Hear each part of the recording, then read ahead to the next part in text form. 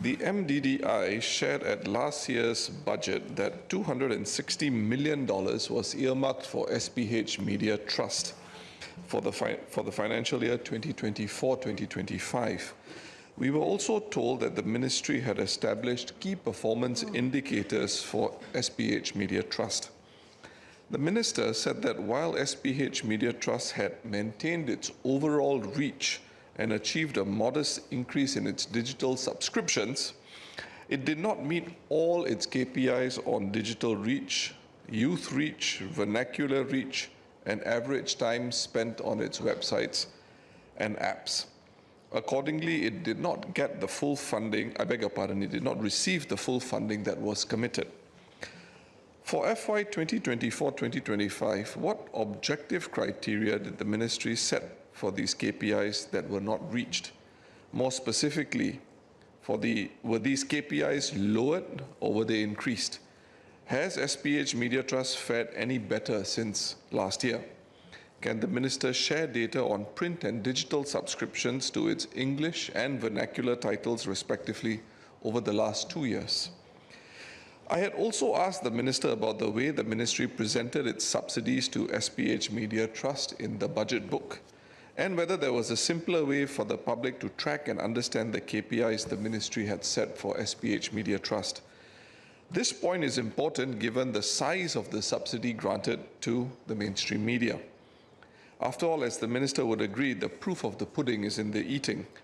I would like to share anecdotal feedback from those who follow local English news closely, for example, that Channel News Asia's reporting and commentary on local issues in terms of depth has overtaken that of the Straits Times. Does the ministry conduct local surveys to gauge the public response to our local media outlets? And if so, how does it make the decision to deploy taxpayer dollars to those media outlets that rank less satisfactorily in the public eye? How often are such surveys undertaken? What other objective KPIs does the ministry keep track of to ensure that the taxpayer dollars for SPH Media is purposefully spent? Mr. Pritam Singh expressed concerns about SPH Media's performance.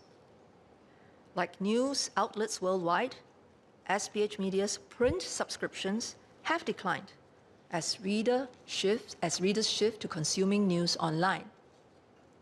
However, less than 20% of consumers in advanced countries, including Singapore, now pay for digital news subscriptions.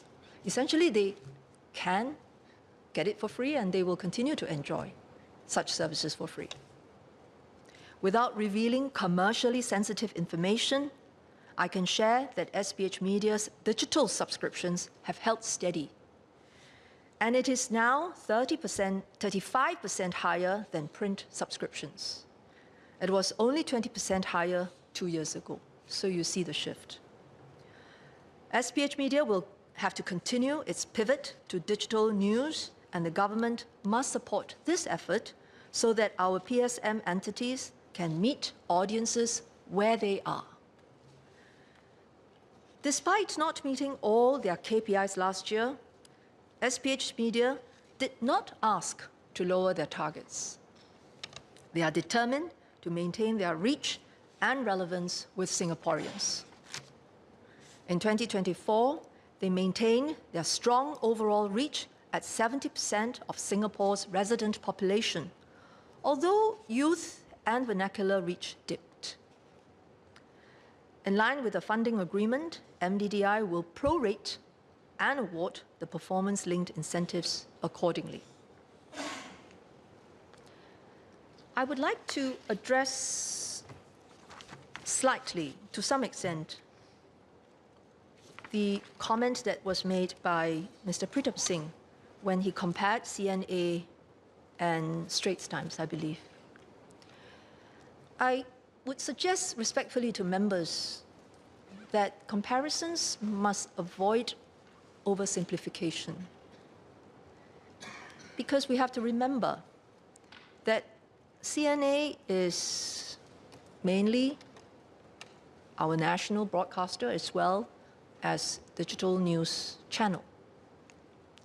Whereas most of the titles in SMT, most of the assets of the SPH Media Trust are print. Still, even though they have digital versions, and they are meant to be national papers of record. So they are different and complementary, and it is perhaps my, again, humble suggestion to members to look at the performance of public service media holistically, because in truth, we need all of them to reach as many Singaporeans as we can. So that's something to keep in mind.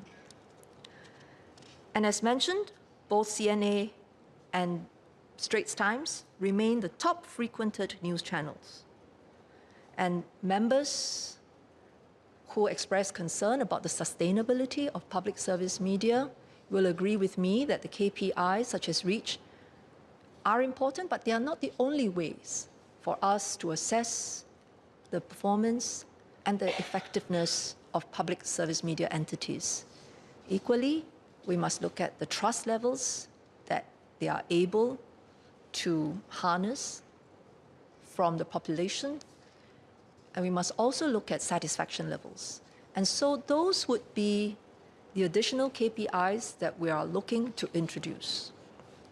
So following up on my cut and the minister's response to my cut, I mean, if you compare the two titles that I referred to in my cut, CNA and Straits Times, both serious mainstream English publications, it would be inevitable that members of the public would have a view about which they would opine is of a higher quality. I don't think there's anything untoward about that. The question that was the nub of the issue I was seeking to raise was on KPIs, which is the title of the cut. If I heard the minister correctly, the minister said that reach is an important KPI, but not the only KPI. And I stand corrected if I'm wrong. Ministers then said that trust and satisfaction levels are KPIs that the ministry was looking to introduce. So can I confirm that those KPIs actually are not KPIs that are considered currently? Minister Teo. Mr. Chairman, when we set out to provide funding to any useful activity, we have to consider in that moment what are useful and effective ways to track performance. And we do so very diligently. When funding was discussed in support of SPH Media Trust, at the time, reach was one of the important KPIs. Over time, we also considered that engagement is important, is actually one of them. But in addition to that, we now think that trust as well as public satisfaction are just as important. So we will look to including them as part of the KPIs that we track for SPH Media Trust.